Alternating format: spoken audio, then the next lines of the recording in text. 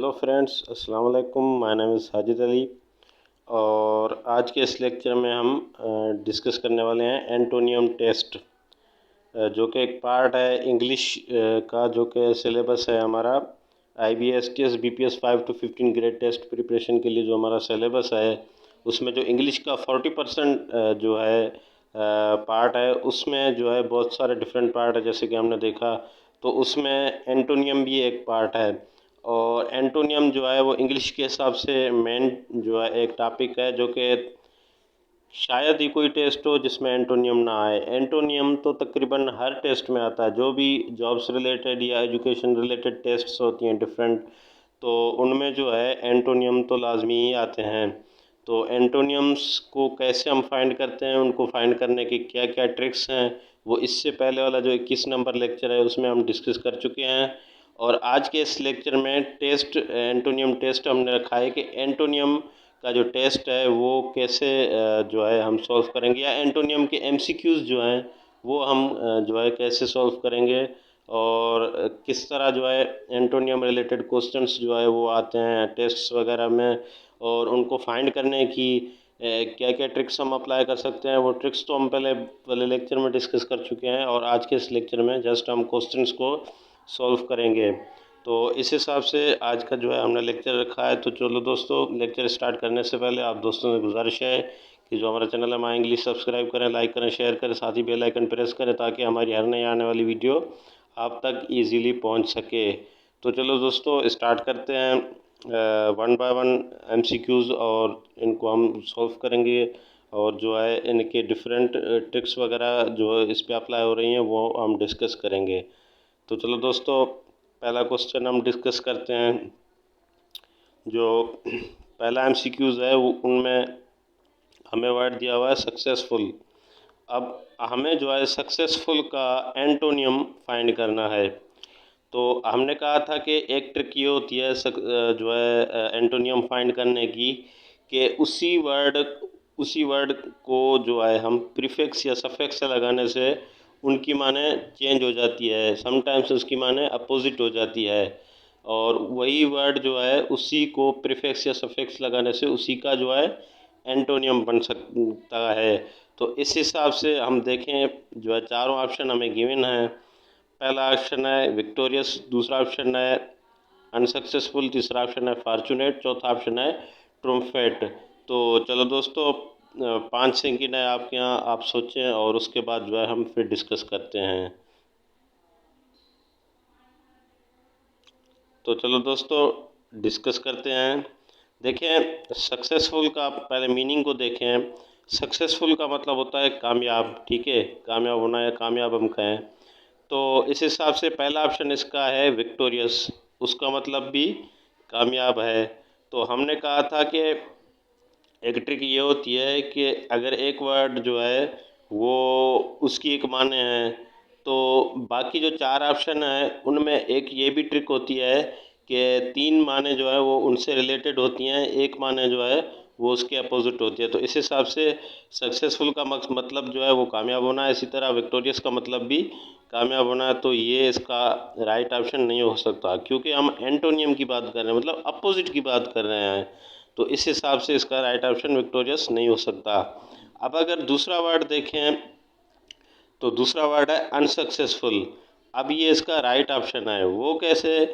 देखें, हमने कहा था कि अगर एक वर्ड में जो है हम उसकी प्रीफिक्स या सफिक्स लगाने से उसकी माने अपोजिट हो जाती है इस समटाइम्स, तो इस हिसाब से यहाँ पे अन लगाने से, अन जो कि यहाँ पे एक प्रीफिक्स एज ए यूज़ हो रहा है सक्सेसफुल में। अब रूट वर्ड क्या है हमारे पास, हमने डिस्कस किया था कि रूट वर्ड में अगर हम जो है प्रीफिक्स या सफिक्स लगाएं तो उसकी मीनिंग चेंज हो जाती है। तो रूट वर्ड हमारे यहाँ सक्सेसफुल, उसका मतलब क्या है, कामयाब होना। लेकिन अन लगा दें उससे पहले, उसका प्रीफिक्स जो है चेंज कर दें, मतलब अन लगा दें, तो इसकी माने हो जाती है नाकाम। तो सक्सेसफुल कामयाब, अनसक्सेसफुल नाकाम। तो ये दोनों देखें आपस में अपोजिट हो गए, और ये एक ही वर्ड में से निकला। अगर देखें तो ये सक्सेसफुल है, उसी में प्रीफिक्स लगाने से वो उसका अपोजिट हो गया। तो इसका राइट ऑप्शन ये है। अगर तीसरा ऑप्शन देखें, वो उसका मतलब जो वो है फॉर्चुनेट, फॉर्चुनेट का मतलब है खुश किस्मत। तो ये इसका राइट ऑप्शन नहीं हो सकता। और उसके अलावा हम अगर देखें चौथा ऑप्शन ट्रूम्फेट। अब ट्रूम्फेट की मीनिंग देखें, उसका मतलब भी यही है कि फ़ातेह मतलब कामयाब, तकरीबन उससे रिलेटेड, कामयाब से रिलेटेड ही मीनिंग है फ़ातेह मतलब फ़तेहयाब।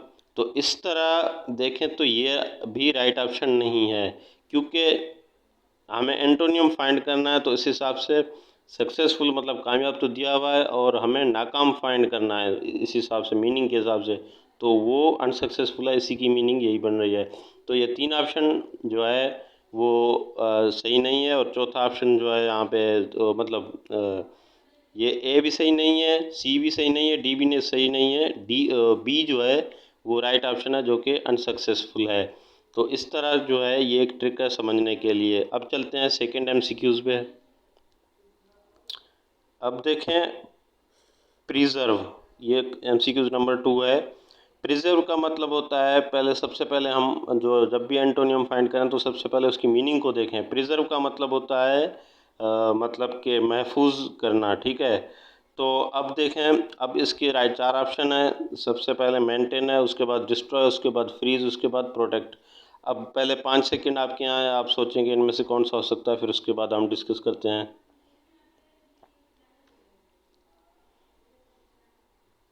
तो चलो दोस्तों डिस्कस करते हैं। देखें प्रिजर्व का मतलब हमने डिस्कस किया कि उसका मतलब होता है महफूज करना। तो इस हिसाब से मेंटेन देखें, मेंटेन का मतलब होता है मरम्मत करना, और ये भी जो है इस हिसाब से इससे रिलेटेड है। और यहाँ पे ट्रिक कौन सी इस्तेमाल हो रही है, यहाँ पे वो पॉजिटिव नेगेटिव वाली इस्तेमाल हो रही है। देखें यहाँ पे प्रिजर्व का मतलब है महफूज करना, तो ये एक पॉजिटिव वर्ड है, मतलब महफूज करना किसी चीज़ को, मतलब अच्छा काम करना। तो अब जहन में रख लें कि इसकी जो मीनिंग होगी ना, मतलब इसका अब एंटोनियम जो होगा अब वो नेगेटिव होगा, उसकी मीनिंग नेगेटिव में होगी। तो इस तरह देखें मेंटेन मरम्मत करना ये भी पॉजिटिव मीनिंग है, तो ये इसका राइट ऑप्शन नहीं हो सकता। अब उसके बाद जो है डिस्ट्रॉय, डिस्ट्रॉय का मतलब होता है तबाह करना। अब ये राइट ऑप्शन है, क्योंकि ऊपर ऊपर जो है हमें वर्ड दिया हुआ है प्रिजर्व, प्रिजर्व का मतलब होता है महफूज करना।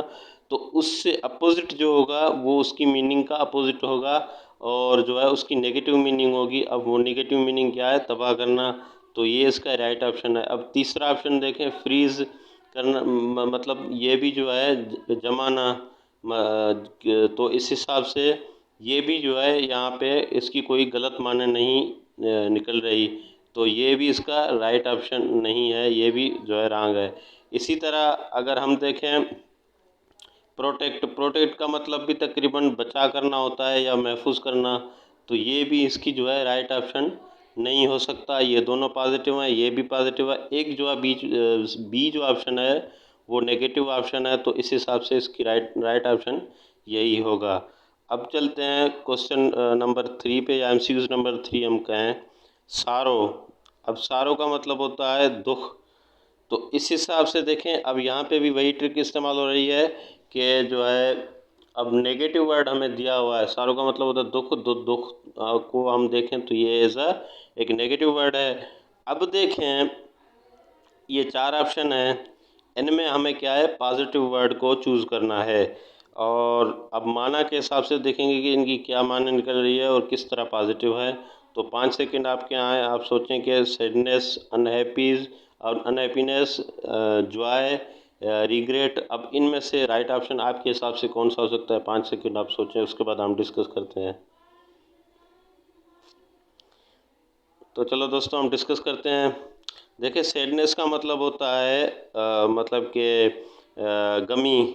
तो सारो भी गमी, ये भी गमी, तो ये राइट ऑप्शन नहीं हो सकता, ये भी नेगेटिव है, ये भी नेगेटिव। और अनहैप्पीनेस ना खुशी, मतलब ना खुशी, खुशी की हालत में होना, जब बंदा ना खुश होता है। तो ये देखें ये भी नेगेटिव वर्ड है, तो ये भी इसका राइट ऑप्शन नहीं हो सकता। अब जॉय, जॉय का मतलब होता है खुश। अब सारो क्योंकि इसकी माना गम है, जॉय का मतलब है खुश। तो इस हिसाब से इसका राइट ऑप्शन ये है। अब ये नेगेटिव मीनिंग है, ये पॉजिटिव खुश होना, अब ये पॉजिटिव मीनिंग हो गई। तो इस हिसाब से इसका राइट ऑप्शन जॉय होगा। अब रिग्रेट, रिग्रेट का मतलब भी होता है अफसोस, तो ये भी राइट ऑप्शन इसका नहीं हो सकता, क्योंकि जो है सारो दुख वो हमें पहले ही गिवन है, मतलब नेगेटिव वर्ड तो गिवन है, नेगेटिव मीनिंग वाला। अब जो है तो उसका क्योंकि हमें एंटोनियम अपोजिट फाइंड करना है, तो अपोजिट जो है वो जॉय का मतलब होता है खुश होना। तो इस हिसाब से इसका राइट ऑप्शन ये है। बाकी तीन जो ऑप्शन है वो उनकी माने भी तकरीबन दुख के हिसाब से निकल रही हैं, मतलब नेगेटिव मीनिंग है और सारों से रिलेटेड उनकी मीनिंग्स निकल रही हैं। तो इस हिसाब से ये राइट ऑप्शन नहीं है, बल्कि जो सी है वो राइट ऑप्शन है। इसी तरह अब क्वेश्चन नंबर 4 पे चलते हैं। अब देखें क्वेश्चन नंबर 4 में है साइंथेटिक। साइंथेटिक का पहले हम मीनिंग को देखें। साइंथेटिक का मतलब होता है जो चीज़ हाथों से बनाई गई हो या मसनूई हो, मतलब जो चीज़ कुदरती ना हो बल्कि हाथों से बनाई गई हो। अब इस हिसाब से जो है हम देखेंगे कि इसका राइट ऑप्शन कौन सा है, और जो है इससे रिलेटेड जो है इससे मतलब इसका एंटोनियम क्या बन सकता है अपोजिट में। तो 5 सेकंड आपके पास हैं, आप सोचें। नेचुरल है, मैन मेड है, आर्टिफिशियल है, डमी है, तो इसमें से राइट ऑप्शन कौन सा हो सकता है आपके हिसाब से। 5 सेकंड है, आप सोचें, फिर उसके बाद हम डिस्कस करते हैं। तो चलो दोस्तों डिस्कस करते हैं। देखें साइंथेटिक का मतलब होता है मसनूई हाथ, जो चीज़ हाथों से बनाई गई हो। तो इस हिसाब से राइट ऑप्शन नंबर ए को देखें तो नेचुरल, इसका मतलब है जो चीज़ कुदरती हो। तो पहले ही इसका ऑप्शन राइट है, सही है। मतलब कि साइंथेटिक मसनूई हथरास मतलब हाथों से बनाई गई हो, नेचुरल कुदरती। तो इस हिसाब से साइंथेटिक का जो है राइट ऑप्शन, इसका अपोजिट या एंटोनियम क्या बनेगा, नेचुरल।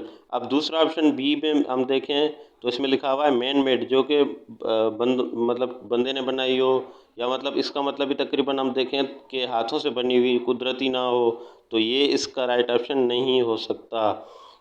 आर्टिफिशियल, इसका मतलब भी यही होता है मसनूई या हाथों से बनाई गई चीज़। तो ये भी इसका राइट ऑप्शन नहीं हो सकता।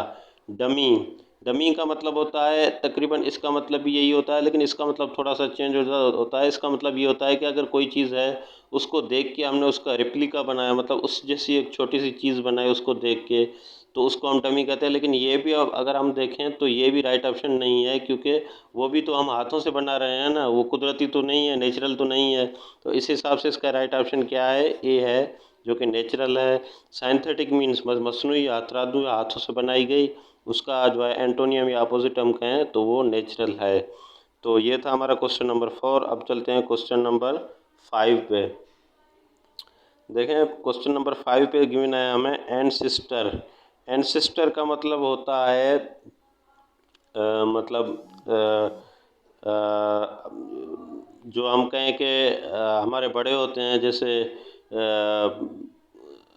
अजदाद वगैरह, जो हमारे बुज़ुर्ग हम कहें, तो वो अब देखें इस हिसाब से देखें इनका जो है इसका एंटोनियम या अपोजिट क्या बनता है।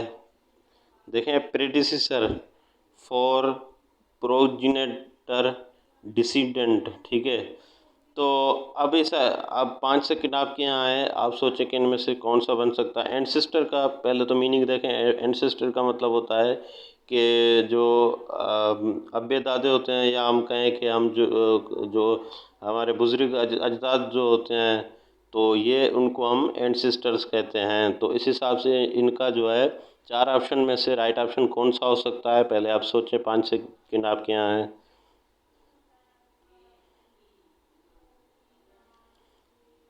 तो चलो दोस्तों डिस्कस करते हैं। देखें प्रेडिसेसर का मतलब होता है उससे पहले वाला। तो ये देखें ये भी इसकी राइट ऑप्शन नहीं हो सकता, क्योंकि प्रेडिसेसर का मतलब होता है इससे पहले वाला। एंसेस्टर को अगर हम देखें तो हमारे अजदाद अब्बेदादे, मतलब हमसे पहले। तो ये भी हमसे पहले, ये भी उससे पहले वाला। तो ये भी देखें मीनिंग्स आपस में रिलेटेड एक जैसी लग रही हैं। तो ये इसका राइट ऑप्शन नहीं हो सकता। फोर को हम देखें, फोर का मतलब भी यही होता है सामने वाला या उससे पहले वाला। तो ये भी इसका राइट ऑप्शन नहीं हो सकता। प्रोजिनेटर को अगर हम देखें, प्रोजिनेटर का मतलब होता है पैदाइशी। तो इस हिसाब से जो है इसका मतलब ये भी इसका अपोजिट प्रॉपरली नहीं हो रहा, और ना ही इसकी मीनिंग जो है प्रॉपरली इससे जो है इसका एंटोनियम या अपोजिट नहीं बन रहा। अब अगर डिसीडेंट को देखें, डिसीडेंट इसका राइट ऑप्शन है। वो इस हिसाब से कि डिसीडेंट का मतलब होता है औलाद, तो ये मतलब कि अबेदादे या हम कहें कि अजदाद। तो अब इनका अपोजिट या इनका एंटोनियम कहने हम चाहें तो वो क्या हो सकता है, वो डिसीडेंट है, मतलब कि उनका औलाद। तो ये औलाद और उस उनके अब बड़े, तो ये आपस में क्या हो गए, अपोजिट हो गए, एंटोनियम बन रहे हैं। और ये जो है वो हमने पढ़ी थी रिलेशनल, जो हमने टाइप पढ़ी थी एंटोनियम में, मतलब ट्रिक्स पढ़ी थी, जिसमें हमने कहा था कि जो है टाइप्स है एंटोनियम की, या ट्रिक है जिसमें जो है हम रिलेशनल भी देखते हैं कि रिलेशन के हिसाब से उनका अपोजिट बनता है, तो इस हिसाब से इनका अपोजिट जो है वो डिसीडेंट है। तो इस हिसाब से अब चलते हैं एमसीक्यूज नंबर 6 पे। अब जो है हमारा एमसीक्यू के क्वेश्चन नंबर 6 है, और ये वर्ड दिया हुआ है अफ्रेड। अफ्रेड का मतलब होता है खौफजदा। तो अब ये है कि ये एक किस्म की, अब अगर हम समझे तो ये एक नेगेटिव मीनिंग है। और अब हमें जो है इसमें जो है हमें पॉजिटिव मीनिंग देखनी होगी कि 4 ऑप्शन जो दिए हुए हैं इनमें पॉजिटिव मीनिंग कौन सी है। तो इनमें ये होगा कि 3 जो है वो नेगेटिव होगी, एक पॉजिटिव होगी। तो ये 4 ऑप्शन आपके यहाँ हैं। आप पहले सोचें 5 सेकंड, और फिर हमें जो है हम डिस्कस करते हैं। पहला ऑप्शन है कॉन्फिडेंट, दूसरा ऑप्शन है फेयरफुल, तीसरा ऑप्शन है फ्राइटेंड, चौथा ऑप्शन है टेरिफाइड। तो अब 5 सेकंड आपके यहाँ, आप सोचें, फिर उसके बाद हम डिस्कस करते हैं कि कौन सा हो सकता है। तो चलो दोस्तों डिस्कस करते हैं। देखें, इसका जो है पहला ऑप्शन है कॉन्फिडेंट। अब अफ्रेड का मतलब है खौफजदा, कॉन्फिडेंट का मतलब होता है कि मतलब कि बिना खौफ के, या जो है मतलब हम कहते हैं ना कि ये बंदा कॉन्फिडेंट है बिना खौफ के, मतलब वो अपनी जो है टास्क सर अंजाम दे सकता है। या हम कहें कि एतमाद वाला, जिसको एतमाद हो। तो अब देखें तो इस हिसाब से ये खौफजदा, ये एतमाद वाला, तो ये आपस में क्या हो गया, एंटोनियम हो गए, या एक दूसरे के अपोजिट हो गए। तो इसका राइट ऑप्शन क्या है, कॉन्फिडेंट, पहले ही इसका राइट ऑप्शन है। अब दूसरा ऑप्शन हम देखें तो फियरफुल। फियरफुल का मतलब होता है, इसका मतलब भी तकरीबन यही होता है, खौफजदा। तो अफ्रेड और फियरफुल ये दोनों की मीनिंग सेम हो रही है। फ्राइटेंड, फ्राइटेंड का मतलब भी होता है खौफजदा। तो ये फ्राइटेंड और अफ्रेड की मीनिंग भी बराबर हो रही है। इसी तरह टेरिफाइड, इसका मतलब भी होता है जो है खौफजदा तकरीबन, या हम कहें कि इसका मतलब कि ये भी जो है इसके मतलब इससे रिलेटेड मीनिंग है। तो इस हिसाब से ये 3 वर्ड जो हैं इनकी मीनिंग जो है वो अफ्रेड से रिलेटेड है, मतलब इनकी माने खौफजदा, तो इनकी माने भी तकरीबन इसी तरह ही है। तो इस हिसाब से अब ये तीनों वर्ड इसके राइट ऑप्शन तो नहीं हो सकते। पहला जो है वो राइट ऑप्शन है, और उसकी माने होती है पुरअतमाद या पुरअतमाद वाला। तो इस हिसाब से इसका राइट ऑप्शन ए है। तो अब चलते हैं क्वेश्चन नंबर 7 पे, या एमसीक्यू नंबर 7 पे। अब देखें एमसीक्यू नंबर 7 में वर्ड दिया हुआ है मेच्योर, जिसका मतलब होता है कि बालिग। अब इस तरह जो है पहले हमने मीनिंग को देख लिया। अब जो है हमारे यहाँ 4 ऑप्शन है। अब इनमें से कौन सा सही हो सकता है, पहले आप सोचते हैं। उनमें एडल्ट है, इमेच्योर है, और इमेच्योर है, और ग्राउंड है, डेवलप्ड है। अब इनमें से कौन सा हो सकता है, पहले जो है आप 5 सेकंड सोचें, फिर उसके बाद जो है हम डिस्कस करते हैं। तो चलो दोस्तों डिस्कस करते हैं। देखें, एडल्ट का मतलब भी क्या है, मतलब बालिग, तो ये तो सीधा सीधा नहीं हो सकता। अब दूसरा वर्ड है इमेच्योर। अब इसमें कौन सा जो है ट्रिक अप्लाई हो रही है, इसमें वो ट्रिक अप्लाई हो रही है वो जो हमने कही थी, जो है इसमें प्रीफिक्स या सफिक्स लगाने से उसकी माने चेंज हो जाती है। तो मेच्योर का मतलब क्या होता है, बालिग। अब इसमें हमने प्रीफिक्स लगा दी, इन आई एम, जो है इन सफिक्स लगा दी। तो अब इस हिसाब से मेच्योर था। अब इन आई एम मतलब कि इसकी प्रीफिक्स लगाने से अब इनकी माने अपोजिट हो गई है, मतलब ये खुद ही अपना ही एंटोनियम बन गया। तो इसका मतलब होता है नाबालिग। तो इस हिसाब से जो है इसका राइट ऑप्शन है बी। तो इस हिसाब से, क्योंकि इसमें वही रूल अप्लाई हो रहा है कि अगर उनकी सफिक्स या प्रीफिक्स चेंज करने से उनकी माने चेंज हो जाते हैं, समटाइम्स अपोजिट हो जाती है। तो इस हिसाब से मेच्योर का मतलब बालिग और इमेच्योर का मतलब नाबालिग। तो इस हिसाब से ये दोनों आपस में वर्ड जो है वो क्या हो गए, अपोजिट हो गए। तो ये इसका राइट ऑप्शन है। ग्राउंड को अगर आप देखिए तो सी ऑप्शन को, तो ग्राउंड का मतलब होता है जो बढ़ रहा हो या बड़ा हुआ, तो ये इसका राइट ऑप्शन नहीं हो सकता। और डेवलप का मतलब है तरक्की याफ्ता, तो ये भी इसका जो है राइट ऑप्शन नहीं हो सकता, क्योंकि बालिग का तो नाबालिग होना चाहिए। तो इस हिसाब से इसका राइट ऑप्शन बी है। अब चलते हैं क्वेश्चन नंबर 8 पे या एमसीक्यू नंबर 8 पे। अब देखें क्वेश्चन नंबर 8 में एमसीक्यूज में मतलब दिया हुआ है मेल्ट। मेल्ट का मतलब होता है कि जो चीज़ जो है वो मेल्ट मतलब कि वो पिघल जाए, मतलब मेल्ट मीन्स पिघलना। तो अब देखें इससे इसका हमें जो है फाइंड करना है एंटोनियम या अपोजिट। तो ये चार ऑप्शन हमारे यहाँ गिवन है। पहला ऑप्शन लिक्विफाई है, दूसरा ऑप्शन जो है वो सॉफ्टन है, तीसरा ऑप्शन जो है वो फ्रीज है, चौथा ऑप्शन फ्लक्स है। तो पहले आप सोचें कि इनमें से कौन सा हो सकता है पाँच छः की, फिर उसके बाद जो है हम डिस्कस करते हैं। तो चलो दोस्तों डिस्कस करते हैं। पहला ऑप्शन है लिक्विफाई। लिक्विफाई को अगर हम देखें तो लिक्विफाई मीन्स कि जो चीज़ जो है वो पानी की शक्ल में या मतलब लिक्विड की शक्ल में हो रही हो, तो इसका ये राइट ऑप्शन नहीं हो सकता, क्योंकि मेल्ट का मतलब भी यही है कि पिघलना। लिक्विफाई भी तकरीबन पिघलने से रिलेटेड है, मतलब जो कि लिक्विफाई हो रही हो या लिक्विड की शक्ल में आ रही हो, तो ये इसका राइट ऑप्शन नहीं हो सकता। दूसरा अगर हम देखें तो इसका मतलब होता है सॉफ्ट मीन्स के नरम होना।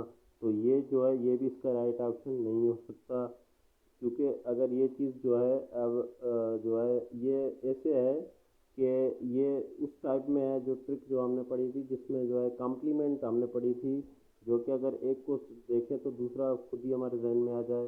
तो इसमें देखें तो ये नरम होना तो नहीं आएगा, क्योंकि पिघलना है तो इसका मतलब कि सख्त होना होगा, या सख्त होने से रिलेटेड कोई ऐसा जो वर्ड है वो होगा।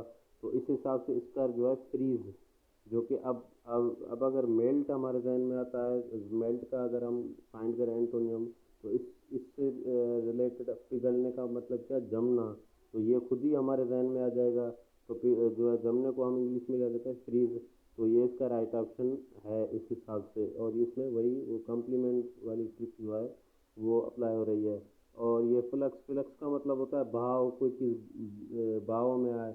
बहाव मीन्स कि एक लिक्विड है जो एक जगह से दूसरी जगह मूव करे इस तरह। तो ये भी इसका राइट ऑप्शन नहीं है, क्योंकि ये जमना मतलब जमने से रिलेटेड, कोई चीज़ जम जाए उससे रिलेटेड, तो ये वर्ड नहीं है, उसकी मीनिंग नहीं दे रहा। तो ये इसका राइट ऑप्शन नहीं है। तो इस हिसाब से इसका राइट ऑप्शन क्या है, फ्रीज है, जो कि उसका मेल्ट का अपोजिट है। मेल्ट का मतलब पिघलना, फ्रीज का मतलब क्या है, जम जाना। तो ये दोनों आपस में अपोजिट है। और ये कॉम्प्लीमेंट जो है अपोजिट है, या कॉम्प्लीमेंट एंटोनियम है। तो चलो दोस्तों डिस्कस करते हैं क्वेश्चन नंबर 9 या एमसीक्यू नंबर 9। अब वर्ड हमारे यहाँ है एबंडेंट, जो है क्वेश्चन नंबर 9 में एमसीक्यू नंबर 9 में। एबंडेंट का मतलब होता है, पहले मीनिंग को हम देखें। एबंडेंट का मतलब होता है कि वाफर मिकदार में, कोई चीज़ जो है हमारे यहाँ वाफर मिकदार में हो तो उसको हम क्या कहेंगे, एबंडेंट। अब इसका वाफर का जो है अब हम फाइंड करेंगे एंटोनियम। तो हमारे यहाँ चार ऑप्शन है, प्लेंटीफुल है, कॉपियस है, स्केर्स है, एम्पल है। तो पहले पाँच छः दिन आपके यहाँ है, आप सोचें, फिर उसके बाद जो है हम डिस्कस करेंगे।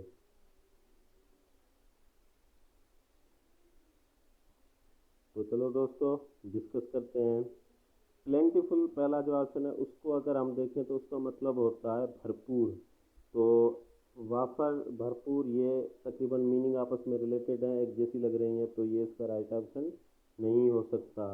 अब अगर हम देखें कोपियस, कोपियस का मतलब होता है इसका मतलब भी तकरीबन यही है, मतलब भरपूर ही होता है।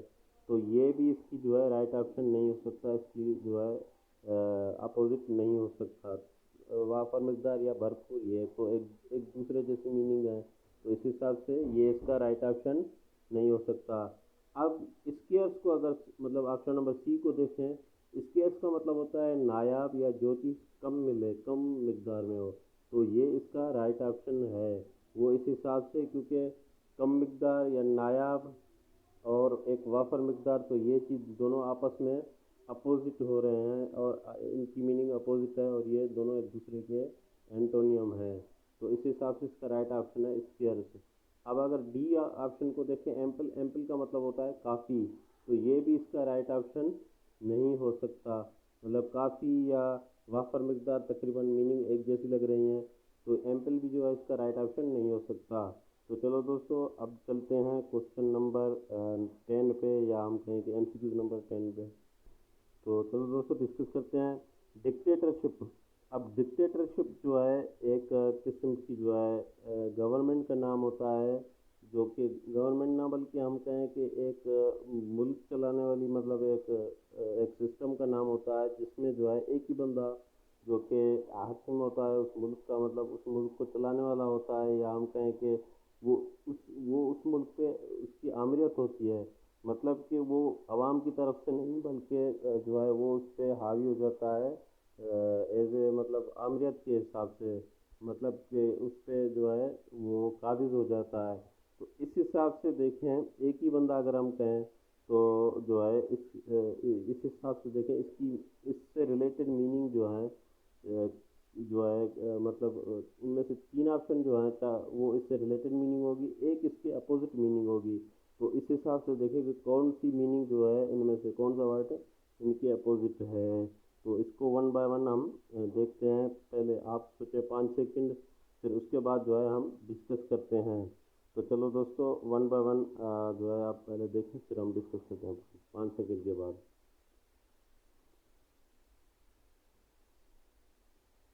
देखें, पहला वर्ड जो है उसका मतलब कि किंगडम, बादशाहत। ये भी तकरीबन ऐसे ही होता है। ये मतलब कि बंदों, मतलब कि अवाम की तरफ से नहीं होते, वो खुद ही मुल्क पे काबिज होते हैं। तो ये किंगडम भी जो है नहीं हो सकता। ऑटोक्रेसी, इसका मतलब भी यही है कि जो कि अवामी ना हो, अवाम की तरफ से ना हो, वो जो है एक एक ही बंदा काबिज हो, या एक ही ख़ानदान काबिज हो एक मुल्क पे, वही चला रहा हो। तो ये भी जो है इसका राइट ऑप्शन नहीं हो सकता। डिस्पोटिज्म, मतलब ये भी, इसका मतलब यही है कि एक सिस्टम जिसमें जो है एक मुल्क आमिराना तौर पर चल रहा हो, मतलब कि एक मुल्क जो है वो किसी ख़ानदान या किसी बंदे के ज़ोर पर चल रहा हो, और वही उस पर काबिज हो, तो ये भी इसका राइट ऑप्शन नहीं है। और अगर हम डी को अगर देखें, डी का मतलब है रिपब्लिक, मतलब जमहूरियाई, मतलब ऐसा सिस्टम जो कि जमहूरियाई हो, या हम कहें कि अवामी तरह पे वो मुल्क चल रहा हो। तो इस हिसाब से इसका राइट ऑप्शन ये है। और ये कैसे राइट ऑप्शन है, वो ऐसे कि डिक्टेटरशिप का मतलब है कि कोई मुल्क आमिराना तौर पर चले, किसी बंदे के ज़ोर पे, किसी खानदान के ज़ोर पे।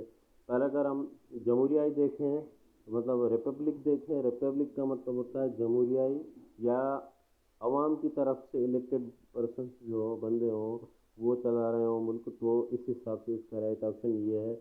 और ये रिपब्लिक और डिक्टेटरशिप आपस में क्या है, एंटोनियम है। तो इसका राइट ऑप्शन ये है। तो चलो दोस्तों, ये था हमारा एंटोनियम टेस्ट, और कल से हम साइनोनियम और उसकी ट्रिक्स डिस्कस करेंगे। तो चलो दोस्तों, इसी तरह की मज़ीद एजुकेशनल और टेस्ट रिलेटेड वीडियोस हासिल करने के लिए हमारा चैनल है माई इंग्लिश, सब्सक्राइब करें, लाइक करें, शेयर करें, साथ ही बेल आइकन प्रेस करें, ताकि हमारी हर नई आने वाली वीडियो आप तक इजीली पहुंच सके। थैंक्स।